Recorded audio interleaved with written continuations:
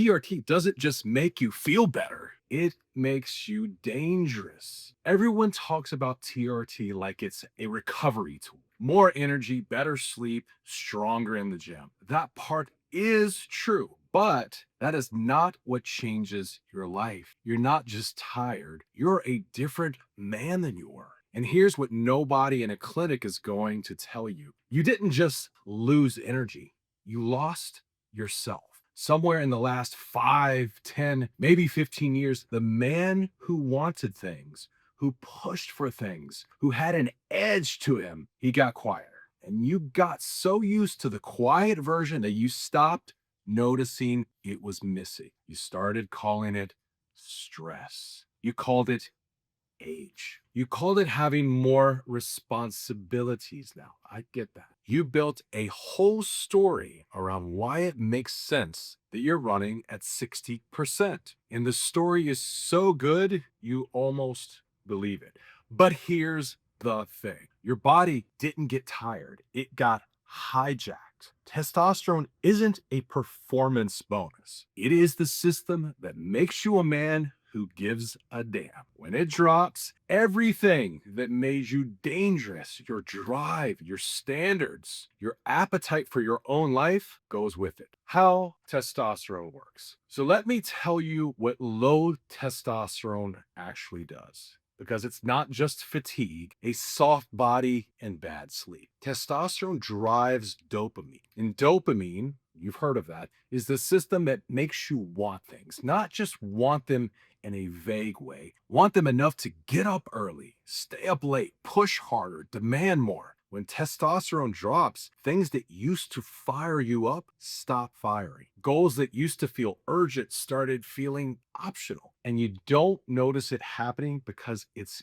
gradual. It's like someone slowly turned down the volume on who you are until one day you realize you can't remember the last time you felt truly locked in. And here's what makes it worse: the people around you are watching it happen. Your wife, your kids, your business partners, your coworkers. They know a version of you that used to show up differently. They haven't said anything because they don't know what to say, but they feel it. The people who love you most are waiting for a version of you that your hormones stopped producing years ago. There are 3 warning signs this is happening. I want you to be honest with yourself.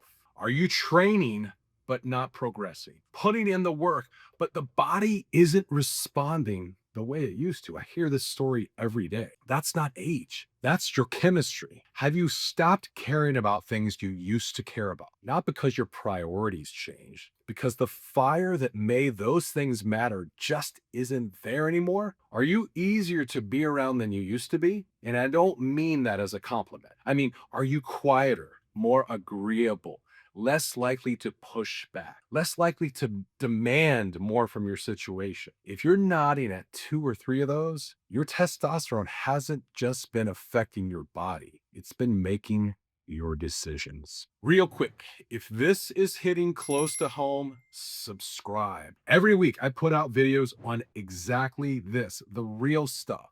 The stuff most providers and most clinics won't say to your face. Hit subscribe and don't miss what's coming next. Here's what comes back when you optimize. So here's what actually happens when testosterone gets dialed in. And I know this because I lived it before I ever treated a single patient. I was bedridden, literally did not want to get out of bed, burned out. I was a medical provider who had no idea his own hormones were wrecked. And when we identified it and corrected it, I didn't get a rested version of the tired man I had become. I got the original, even better version back. The one with the edge, the one with the standards, the one who looked at his life and wanted more from it. That man was not comfortable. He made changes the depleted version of me never would have had the energy or the nerve to make. And I watched it happen across